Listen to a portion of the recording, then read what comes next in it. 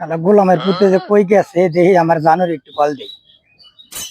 সারাদিন তো অনেক কাজ কাম করলাম, বোর্ডের একটু দেখে আসি, বোর্ডের একটা চুমা দিয়ে আসি।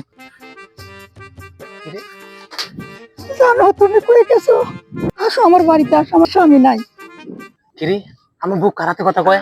আমি তো ওর তো মোবাইল কিনা দিনে মোবাইল পাইলো কই? একটু দেখি একটু কার সাথে কথা কয়, ভাবটা লাগে দেখি আমি। এই, তুই কার হাতে কথা কস? এই গোলামের পুত গোলাম, আমি কার সাথে কথা বলে তোরে বলা লাগবো?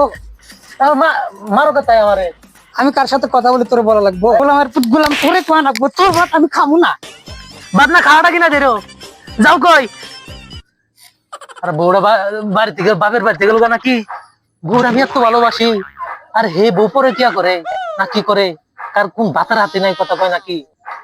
দেখি একটু পরে ওর বাপের বাড়ি যাবো, বউরা একটু পাম্প পুমতে যদি আনন্দ যাই। বউরা আমি খুব ভালোবাসি, আমার বউরা আমি এত ভালোবাসি দি।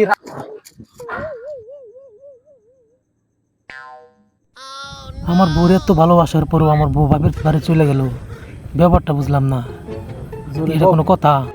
অনেক কাজ টাজ পরে রয়েছে, একটু দেখি কাজ টাজ করে আই। বন্ধু একটু হনো, আমার বউ তো আমার হাতে রাগারাগি করে মনে করেছে তার বাপের বাড়ি চলে গেছে, বুঝছো? এখন তো কোন যায় না যে আমার বউ আমাদের পিটাইছে, তার তো আমার মান সম্মান থাকবো না। মনে করো এখানকার কি করা যায় কত? আমার তো শুনলাম যে তোমার হাতে আমার বউ বলে অনেক বলে মিষ্টি মিষ্টি কথা কয়, তুমি কি এমন আমার বউর হাতে কথা কও যে তোমার হাতে ভালো মতো কথাবার্তা বলে, কিন্তু আমার হাতে ভালো মতো কথা কয় না, আমার হাতে খালি ঝগড়া, সারাদিন খালি ঝগড়া করে। আমি ব্যাপারটা কইছি তুই বুঝতে পারতাছি না। তাহলে আমার একটু কাজ আছে, তো আমি একটা যাই। বন্ধু তুমি যখন ওই দিক যাইতে আসো, তাহলে তুমি যদি আমার বউটার একটু যদি পাও, একটু বুঝায় শুনে পাম পুম দিয়ে একটু আমার কাছে একটু পাঠাই দিও, বুঝছো? আমার বউর তো তুমি তো জানো আমার বউর অনেক ভালোবাসি, বুঝছো? আচ্ছা ঠিক আছে বন্ধু, আমি একটু যাই, দেখি যদি তোমার বউরে পাই তাহলে আমি দেখি পাঠাই দেবো না। বন্ধু তুমি একটু মনে করে তাহলে পাঠাই দিও বন্ধু। না, আমি একটু আমার শ্বশুর মার সাথে দেখা করেই যাই, যদি আমার বউ যদি তার বাপের বাড়িতে যদি যায় থাকে যাই। আসসালামু আলাইকুম শ্বশুর মশাই, ভালো আছেন? আপনার মায়া কই? আপনার মায়া তো আমার হাতে রাগারাগি করে আপনার গোবার চলে আইছে। শ্বশুর বাড়ি আইসো, তো মিষ্টি কই? আরে শ্বশুর মশাই, আপনি পরে রয়েছেন আপনার মিষ্টি নিয়ে, ইদ্রি বাঁচতেছেন আমি আমার জ্বালায়, আপনি পরে রয়েছেন আপনার এই মিষ্টি নিয়ে। আপনার মেয়ের আমি খুঁজে পাইতেছি না, এটা আপনার কোনো চিন্তা নাই। এই তুমি আমার মেয়েরে গুম করছো মারিয়া, আর এখন গায়ে খুঁজে পাইতেছি না, হাইলে আমি করতেছ? ভালো মতো করতেছি, আমার মেয়েরে তুমি বাই করে দাও। হায় হায়, আপনি এটা কী করতেছেন? আমি আপনার মেয়ের খুন করছি, গুম করছি, এটা আপনি কইতে পারলেন? হ্যাঁ, আপনি বিশ্বাস নয়, আপনি আপনি আপনার মেয়ের ফোন দেন, ফোন করে শুনেন যে কই আছে। হ্যালো, হ্যাঁ নদী তুই কই? ও আচ্ছা, তো তুই ওদিক থাক, আমি আসতেছি, বুঝছস? হ্যাঁ ওই যে থাকিস, আমি আইতেছি। চলুন যাই, দুজনে খোঁজাখুঁজি করে বাইর করি। লিজা তুমি কই? তুমি 2 ঘন্টার মধ্যে আমার বাসায় এসো। এখনো কি বাসা যাওয়া লাগবে? আমি এখন শরীর টরীর ক্লান্ত, আমি ওদিক থেকে আসলাম। আচ্ছা ঠিক আছে, তাহলে আমি আসতেছি। আরে আরে ওরে আল্লাহ, কোমরে ব্যথা, জয়েন্টে ব্যথা, কি করি এখন? আবার আইলাম ওদিক থেকে, আবার দেখতেছে। আচ্ছা দেখি যাই।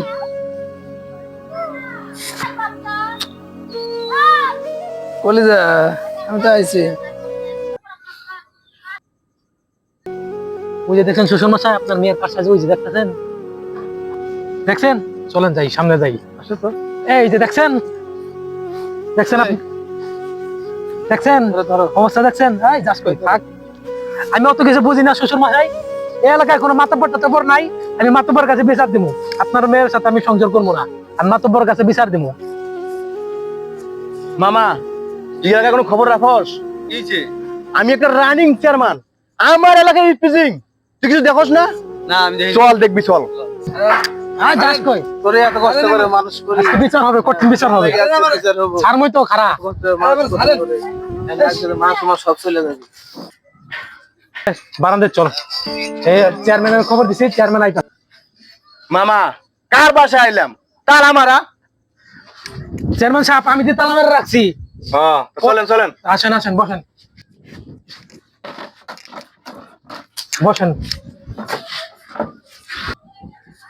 কি হয়েছে এবার বলো, কি হয়েছে বলো বলো।